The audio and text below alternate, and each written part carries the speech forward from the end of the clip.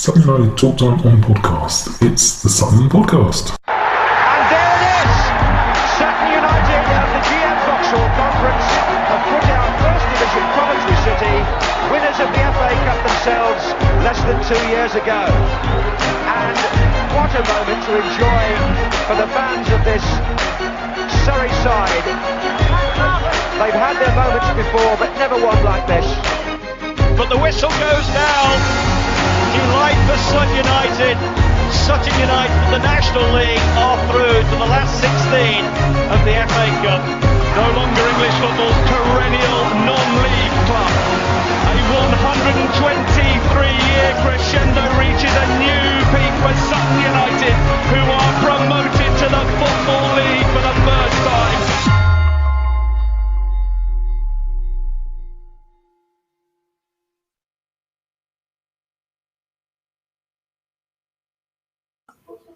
Hello and welcome to another episode of Sutton United Talk Time on podcast. It's the Sunday service. Not sure there was such a delay between the end of that and start of me talking, it wouldn't let me speak, but never mind. I'm sure you're used to my lovely professionalism by now. We're live on Facebook, Twitter and YouTube, so please join in the chat. I think if it's on YouTube it does come up automatically, although none of you have actually joined in, so I don't know that yet. But joining me today to talk all things Scunthorpe is Julian, who's been on with us a couple of times before. Hello, Julian. How are you? I'm very good, thank you. How are you? Very well, thank you. And also we've got Louis, who's not joined us before, but he has been on other podcasts. He blew us out, but he was on the Forest Green one the other day. So hello, Louis. How are you? I'm good, thank you. How are you? Very well, thank you. So just so we know a little bit about yourself, obviously I can see your signed shirts and whatnot behind you there. Tell us a little bit about your Sutton United supporting history. So my first game was February 2011, so just over 11 years ago now. Lowestoft Town in the Ryman Premier League, the year we won the Ryman Premier League. So I was at the age of about 11 at the time. I was brought up as a Norwich fan. My dad's a Norwich fan. I had season ticket at Norwich, but I just became disenfranchised with the whole thing. Premier League, all the money that's in it, and I went down to Sutton, which is about half an hour from me. I haven't looked back since. Really, I've enjoyed every moment. So you got in just at the point of the amazing run. Yeah, I got in at the right time before being called a glory hunter. Yeah. You've got the programs to prove it. You're like, no. JR, we all know you've been supporting for a few more years than that. Just a few. Yeah. So when was it again? Sorry, mid-70s. Mid-70s, lovely. Yeah. So would you have obviously the Hall of Fame was on yesterday. Some new Hall of Famers. Some of the names obviously we all know. But would you have seen Mickey Mellows play, or was that just? I'm trying to think. Possibly right at the end of his career, possibly. I can't remember. I mean, I remember Ricky Kidd, who's also a Hall of Famer that got inducted a few years ago. But I certainly remember Ricky Kidd because he played up until the 77, 78 season, I think. But Mickey Mellows would have retired before then. And I think I first went in I always thought I went in 74, but I think it was probably 75 when I first went. And I would only go to the occasional game then. Because I would have been 9, so Mum would have just taken me to the occasional game. But as I showed more interest, we started going later on. So I may have seen him play once, but I'm not sure when he actually retired from Sutton. Right. But certainly, obviously, it's a name we've heard of. Playing in the, I think the Leeds game and the Amateur Cup final and stuff like that. So certainly worthy of the accolade. Yeah, absolutely. Because it's a bit weird timing for me, because I was talking to someone, it was actually about the tea huts and the fact they called roses, and they were like, why are they both roses? And I said, well, no, it's Rose was the lady who actually ran the tea hut for donkeys and donkeys. Yeah. And I said, I think she's actually in the Hall of Fame. And they were kind of looking at me like, what are you on about the Hall of Fame? I was like, yeah, we've got a Hall of Fame. I think it's died off a couple of years now, but this Hall of Fame, and I was explaining it, And then suddenly the next game they start introducing people into the Hall of Fame. I'm like, blimey, that's a coincidence. And I did check, Rose is in the Hall of Fame. One of the very few occasions I got something dead right. But yeah, we obviously know Big Bad Dom. And if people don't know him, they definitely should know Dave, who's just doing everything at the club for a long time. He thinks he's escaping at the end of the season, but I think we should get him to watch Carlito's Way. You can't escape. You're stuck in. You go. And then obviously more recent inductees, you've got Jamie, Craig, and Matt after just a couple of years, but there can be absolutely no disputing his Hall of Fame status. It's quite difficult. Where do you normally stand, Louis? Because we're on the other side. We're on the curve, so it's quite. I'm on the opposite curve usually. So with the car park behind me. So you've got to hear the actual announcements. Oh no, the tannoy's just as bad on that terrace. Don't worry. I keep saying it. He's really strange. If you were to go to one of the games, the smaller games, like some of the Surrey Senior Cups or the youth games or the ladies' game, it's as clear as a bell. It's really, it's really strange. When there's a lot of people in there, it just and it's the same Tony announcing it as well. So it's not Tony's doing something different. It's just really, really odd. But no, it's a nice little start yesterday to the match, even though you couldn't necessarily hear all of it. But yeah, there was another update as well this week from AB. I don't know, did you both get to see that about the works going on? Yeah, if anyone hasn't seen it, definitely worth a little watch. Just obviously explaining a little bit about what's happening now with the stands. Poor Tranmere fans, they're getting the worst of it because they'll have the standing closed. They'll have the new seats available to them, but they won't be able to stand. There'll be even less room available. But it's all coming along quite nicely, really. And I think the aim is everything's going to be nice and ready for Bradford last home game of the season, which will absolutely be nice because I'm sure they'll bring one or two people with them. And just before we get on to the match, I'm going to give myself a little bit of a boost here. Keep getting these figures about the podcast, and they seem to have an awful lot of people comparatively listening from America, and not just the people I'd expect from Texas. They're just a strange lump from somewhere else in America. And I'm like, I can't actually work it out. I'm guessing it might be like Google bots or something. It comes up as a listen, so I'm taking it. I'm like, Well, I think Gareth has sent a whole load of stuff to America, some kits and stuff like that, but and not just not to Texas. So. No, yeah, I saw someone talking to I think it was Robbo about finding the club recently, and they wanted some stuff, and he put them to the club shop, and they said they ordered a load of stuff. So. Yeah, we're getting huge now. We're not just getting Norwich supporters. There's definitely a few Americans to come and see us, so it's good. Yeah, well, on pay-per-view. Virginia, that's it. So apparently 17% of my listeners are from America, and of that, 68% is in Virginia. As I say, I bet it's like some Google bots stuff. But hello, if you are listening in Virginia, hi, how are you? But on to the game yesterday. I've waffled enough. What were your thoughts going into the game? If I start with you, Louis. I think, don't like using the term, but I think it was a must-win in the sense of where they were in the table. I think Matt Gray pointed out yesterday, you can turn stats the way you want, but obviously without us winning in 5 or 6, wasn't it, with the draws?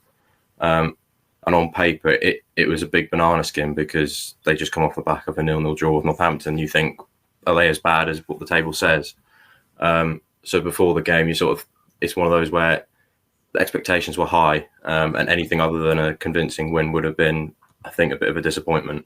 But thankfully, it's ended up the way we all thought it probably would be.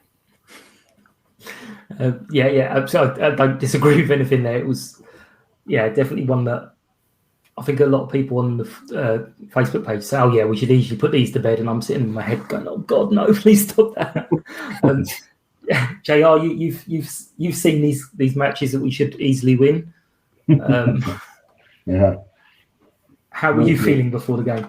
Yeah, again, exactly the same as Louis. It's a must-win game. If we're serious about reaching the playoffs, now that we've avoided relegation, we can look up. It was a must-win game. We knew that they were struggling. They'd got one of their players was injured on Tuesday, so he was missing. They got a guy out with long COVID, and they got quite a long injury list. And I think they had some people that are players that weren't on the list originally. Some new numbers. I'm sure Tony, when he was doing the subs, said, "Oh, number 38 or something like that, who's not down in the program." So whether they got some extra bodies in somehow, got permission to get extra bodies in, I don't know. But they were threadbare. So it was a must-win game, and thankfully we once the first goal went in, the floodgates opened for a bit. Yeah, no. That first half hour though,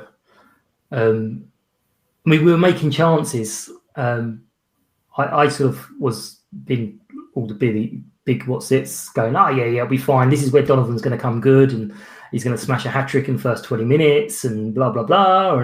And he did have a couple two good chances, but they didn't quite go in. But we seem to have this obsession with this cross-field ball. 2 or 3 players decided they were going to knock it across the field and gave possession away a couple of times. And not picking on people, but people that should know better, like Craig and Kenny, just doing it. And so they kind of were starting to come into the game a little bit, which was getting a bit worrying just before that first goal. Was that just me being pessimistic, or were you guys? No, I think it was the case of getting that first goal as early as possible. I think it's probably the same in terms of Scunthorpe previous games, and like teams like Northampton haven't scored early, and then they've not been able to break them down. Then the nerves are coming for, say, Northampton. But I think the key thing yesterday was just getting that sort of early-ish goal, just to put any nerves to bed. And I think once we got that first goal, you could see Scunthorpe's heads dropped. I mean, their number 9 head completely went.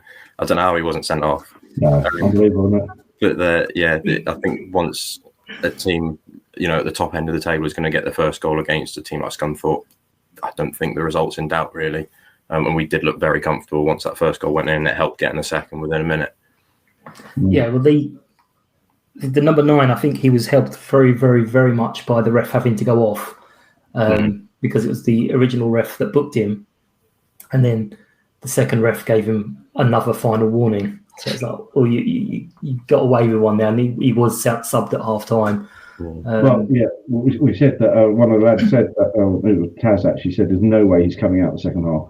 Yeah, no way he's going to be subbed because he's off, by the way. And how he must have committed about another 3 or 4 fouls, and one was quite bad actually. After he'd been booked, he was having a massive argument with the ref, and once he finished with the ref, he then went over to the linesman and had an argument with the linesman. I thought surely he's going to get booked and off, get a second booking.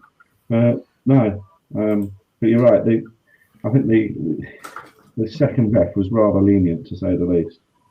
On a number of occasions. And also another fun fact: we had the far lino injured, and they had a shout out for a qualified referee, and I think it was someone was saying it was a groundhopper who ended up going over there to take the flag. So. I'm not quite sure what would happen if the other lino got injured, whether the game would have been abandoned. Yeah, Frakey. He's not qualified. Oh, is he not anymore? Oh, okay. No, not qualified anymore, apparently, because I did ask. And he said no. He said, I'm not qualified anymore, so I can't do it. I think if we were 3-0 up and it was a game was going to be abandoned, he might have suddenly went, actually, I am qualified. I just didn't want to do it. But yeah, so first goal, have to admit, there was one of the Scunthorpe fans put up a little slow-mo video earlier of that penalty. Watching it first full speed, it's a penalty all day long. Watching it on the slow-mo, it's very clever from Omar.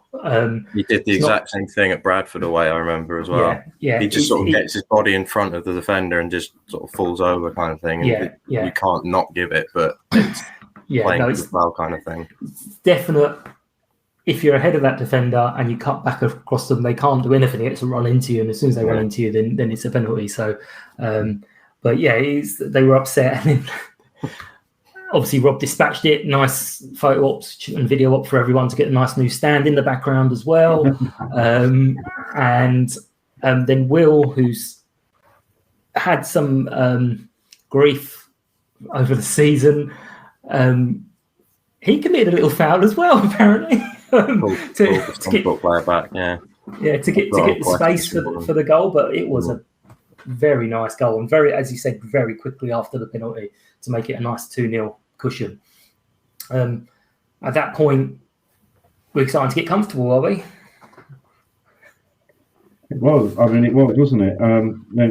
Because it was very bitty. I actually don't think we played particularly well. As you said, we gave the ball away far too often, and the only pressure, I mean, they didn't really put us under too much pressure, but the only pressure was due to our own mistakes, giving away silly corners and things like that. But yeah, I mean, Dino didn't have much to do apart from a couple of shots that were straight at him later on. I don't think he had much to do at all, but it was just we weren't nowhere near our best, and yet we still came out 4-1 winners. So it's to the side, really. Yeah, the third goal was another great team goal. I know Matt made a slight comment about that one as well. And Joe Kizzy's celebration was up there with his GIF.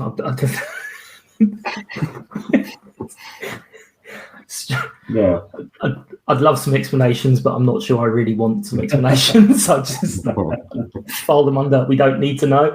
But yeah, 3-0 and coasting at half time. I think we're all even quite relaxed there. I mean, the atmosphere was a strange atmosphere. It was really, really quiet. I don't know if anyone else pick up. It was really just flat from us as well. Flat. Yeah, the game wasn't the best though. It was the stop-start. I think the referee sort of gave like soft fouls and kept the game and throw-ins, and it didn't have a good flow to the game at all. Yeah. I think, as you say, I don't think we got out of first gear. Which is good in the sense we won 4-1. We didn't really, and we could take obviously Craig and John off at the end, but it was a game that went the way you expect it to. Didn't put all the effort in. I think it helped having no midweek fixture. I think you could sort of see with sort of injuries and so on. That sort of extra bit of a break helped, and I think it's the same this week going into the Rochdale game, isn't it? Yeah, it's not. We'll come on to the second half very, very briefly, but it's not just injuries. I'm thinking it's fatigue. And it's also just getting that people needing to be on their toes a little bit because there is someone now available to take your place. For a few weeks, it was like actually it doesn't matter what people do because there's no one to take their place. But now it's like a little bit. Oh, hang on, I better smarten up a bit. But the second half almost got off to a great, great start. We had some really good chances, but yeah, it kind of petered out, as we say. I mean, Will scored another goal. Harry did two things worth talking about. One was that little turn to beat, was it 2 players, 3 players? Yeah. And then, as I said to him, HB with the OG. So he scored, so that's good. I think. Yeah, I mean, it doesn't matter. 4-0, 4-1 makes no difference. I know the clean sheet's important. I know Matt and Jason will be devastated as defenders that we didn't keep the clean sheet. I think Bruce is happy though. No clean sheet bonus. But does Harry now knock on the door and go get a goal bonus? But what you were saying about the not getting out of first gear, I thought that. I didn't want to say it because I don't like saying these kind of things, but Scunthorpe fans, I did say on someone's Twitter that they deserve a medal to follow that team, and we were nowhere near our best. I've seen us play a lot better than that and lose. But they were just shocking. I mean, I don't understand it. It's just awful team.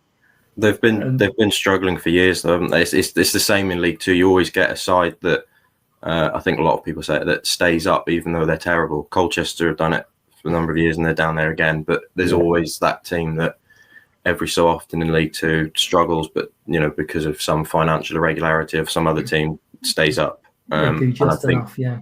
Scunthorpe, have been there for ages now, and I think they're getting what the past few seasons have been coming. Well, I think they're something like 8 points adrift now with 2 games more than everyone else. So yeah. I think they sold their 2 strikers in Ryan Loft and Pat Hippolyte, or was it what his name? Hippolyte went to Stockport, went to Stockport, and Ryan Loft went to Bristol Rovers. So they just look toothless up front, really. And and Aaron Jarvis is injured, but I don't know what they saw in Aaron Jarvis to buy him to get him in the first place from us. It was bizarre. We let him go because he wasn't good enough, and he goes up a division. But apparently the current manager doesn't. I was talking to one of their coaching guys. The current manager doesn't favour him anyway. So although he's injured, but he can't get in the side anyway. But they just don't look as though they can score. Really, they've got nothing. There's definitely no cohesion. And one of that. That's another little thing that Will said. I don't know if you've picked it up at the end of his interview. Tony kind of said, "Well, you're on a hat trick. What would have happened if there was been a penalty in the last couple of minutes?" And I just thought it was really nice of him to go, "Yeah, I think I would have given it to Omar or Donny," which is obviously nice to give him a little boost. I think they would have struggled to prize it out of Harry's cold, dead hands. But it was nice for him to kind of go, "Yeah, I wouldn't have been that bothered of a hat trick to give it to one of the other guys." And it just shows again that team spirit of actually this guy could do with a little bit of a boost. A lot of players would be like, "Yeah, no, I'm having it all day long." Yeah. You can see that with Harry being out for so long, he's just chomping at the bit. He's all over the place. There's a little dynamo. He looked sharp yesterday when he came on. I thought he wanted the ball a lot and got into position a lot, and he had that shot from the outside of the box, I think. Yeah, it was a save. But yeah, he looked at it yesterday when he came on. Yeah, he's really getting back to fitness, and it's really important for the running. Yeah, absolutely. I mean, really good that he's back. On that, lots have been said about obviously the teams above us. All the top 3 all lost, which is kind of bizarre. And then Exeter drew, so it's brought them all a little bit closer together. So we're now actually 2 points off second place. But if you look the other way, we're also 2 points off 8th place as well. So there's literally 4 points. So it's getting really, really tight. So yeah, it's going to be an interesting run-in. Yes. Who are you guys looking at for that run-in? Well, I think it's quite interesting. I mean, we're not playing Tuesday, and there's some games on Tuesday. I've got to hear Bristol Rovers at home to Barrow, so you'd expect them to win. Harrogate are home to Port Vale, Newport, Forest Green, Northampton, Walsall, which all affect us. So, it's possible that we could drop. Newport win, Port Vale win. Well, Newport win, they go above us. But that's it. So we could drop down to 6th. After Tuesday, but I think someone said that all the top sides we've got Mansfield away, Swindon away, and Tranmere at home at the top, and then Newport, Port Vale as well, and the top 10. It's going to be interesting. A lot of the sides have got to play each other. I think if we need to beat Rochdale. And then if we beat Rochdale, then I think it's going to be quite interesting because we'll then be on 57 points, and with 12 games left, and you're looking like well maybe 1.5 points a game, and we're going to be in the playoffs. Can we finish higher? It'd be interesting, wouldn't it? It's exciting. Problem with I think even the away games that you haven't mentioned, like Walsall and Oldham, at the moment, they're not on paper the games that you want to do. Because I mean, Walsall under Flynn, I think I've got a mate who's a Walsall fan. He said yesterday they played some brilliant football. I think that would be a tougher game than what it would have been, say, 3 weeks ago before Flynn came in. Oldham under Sheridan are just a different side, and it's a real blow that our game was called off because I know on that day you probably would have banked on us getting 3 points now. Absolutely. On a Tuesday night away at Oldham when they need the points themselves and are on such good form, it's not on paper. But then it's the same for a lot of other clubs who've probably got to play them as well. It's always the case at the end of the season. The playoffs is really interesting. Look at the table. The teams that are coming into Salford that you didn't mention are sort of hitting form.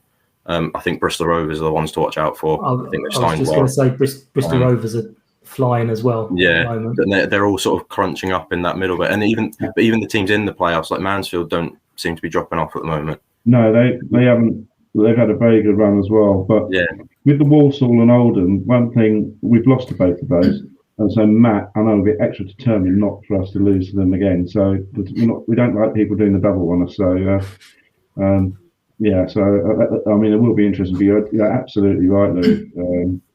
They are going to be really difficult. And had we played Oldham, we were very confident then. If the game hadn't been called off, and we're confident in getting a result there then. But it's going to be more difficult this time. But, I mean, also there's further ahead. There's the Bradford, the away fan factor there, because we are a quiet crowd. There's no getting away with that. And then suddenly you'll have a 1,000 or so noisy away Bradford fans. So that'll make it quite a difficult atmosphere, especially if we need to get something from that game. Make it quite a difficult one. But no, it's still all in our hands. So positive only. But on yesterday, I'm sure you've both seen, but what's your nominations for Player of the Day? So who do you sort of think should be up there as a nomination? Who wants to go first? Well, I'll go if you like. I noticed the sponsors gave Ben Goodlift man of the match, which is fair enough. I thought he was exceptional. But the Football League paper. I think it was the non-league. The Football League paper gave it to Omar. But then he wasn't in the team of the week. Randomly because he was, so that made no sense. No, that was bizarre. Yeah. But I thought Kizzy was outstanding again. He really is a great signing. I thought it was outstanding, but I would give it to Will Randall. I think Will Randall's come on leaps and bounds. His defense, Matt likes him because of his defensive qualities as well, and he just doesn't stop running. He actually, I think one criticism I have of Will is that he can't get past players, but yesterday he did, and he scored 2 great goals. So I for me, I'll nominate Will. Cool, lovely, Louis. Yeah, I don't mean to be boring, but I think you have to say the same thing, really. I feel for Will a bit because you've got Ajibo on the right flank, who arguably is a flair player, and when he's on the ball, you expect something to happen. You expect him to beat a player, but Randall's a different type of winger, and I feel like it's hard to compare the two of them. But yesterday he looked like a threat on the ball. He looked like he was going to beat he had his player on toast on the right back position. So he had a very good game yesterday. But again, as you say, Kizzy, I think Bugur was brilliant.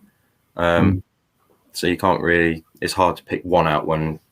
So I'll do it as a poll anyway, so we don't have to actually decide. But I have to say,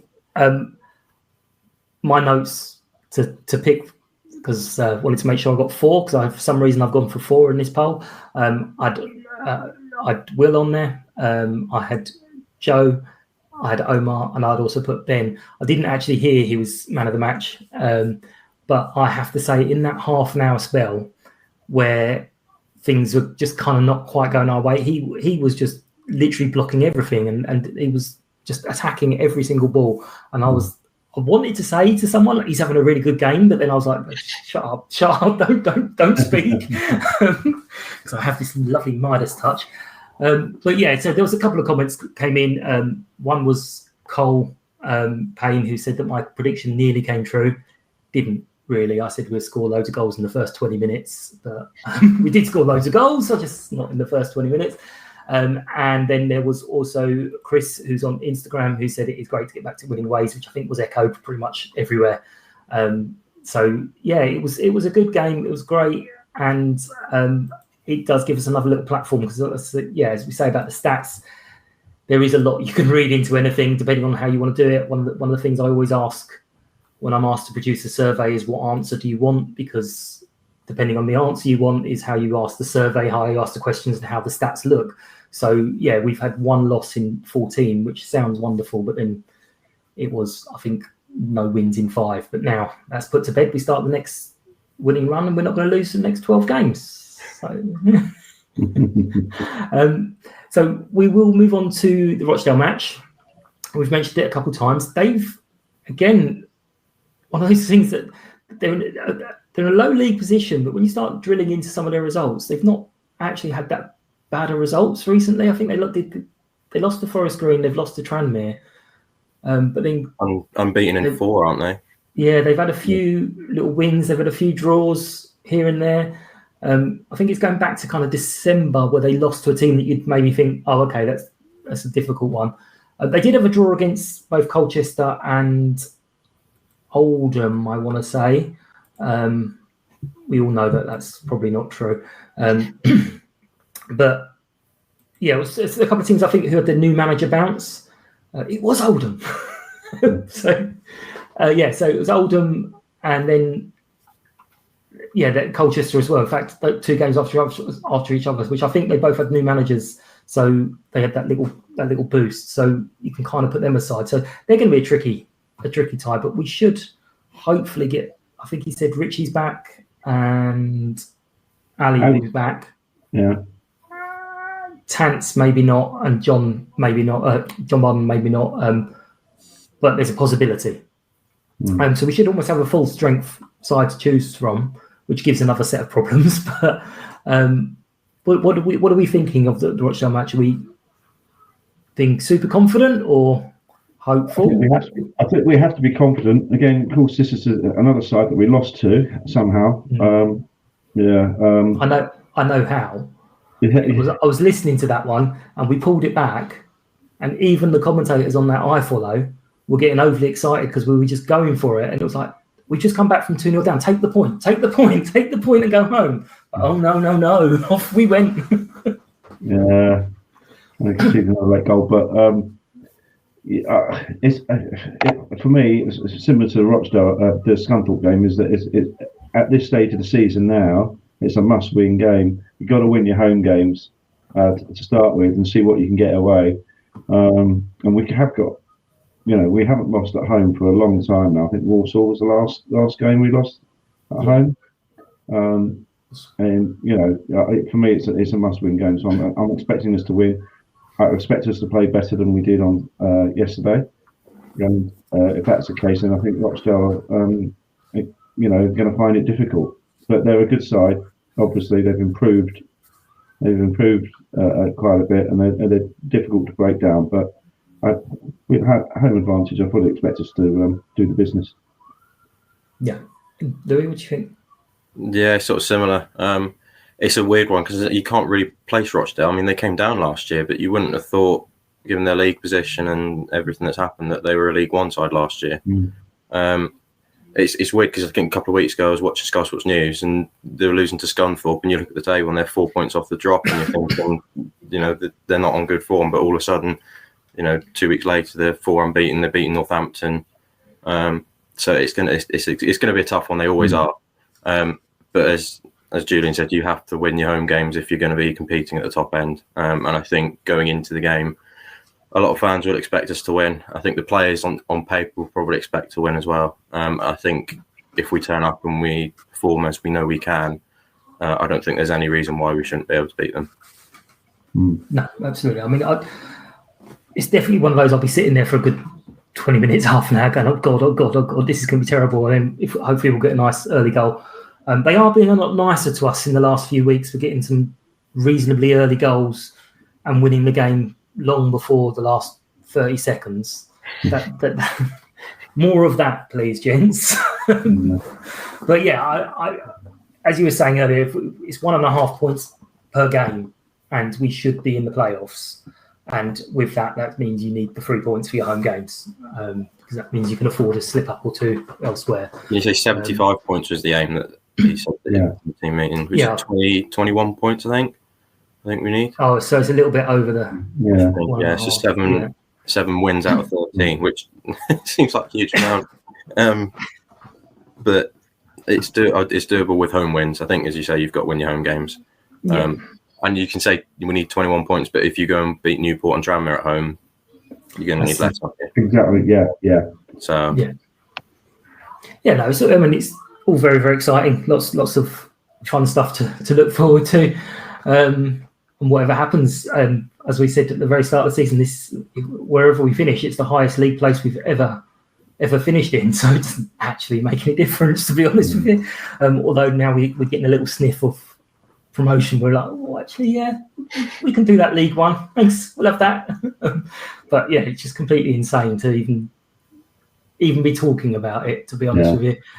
It's just a very, very strange situation. I think that was pretty much all of it for now. I'm so rubbish at this. I do have a competition to do. So I did the competition for winning a code for FIFA. There wasn't a huge amount of entries, but there was some entries. So there's going to be a winner. So you lot can't see this. So this is making wonderful video.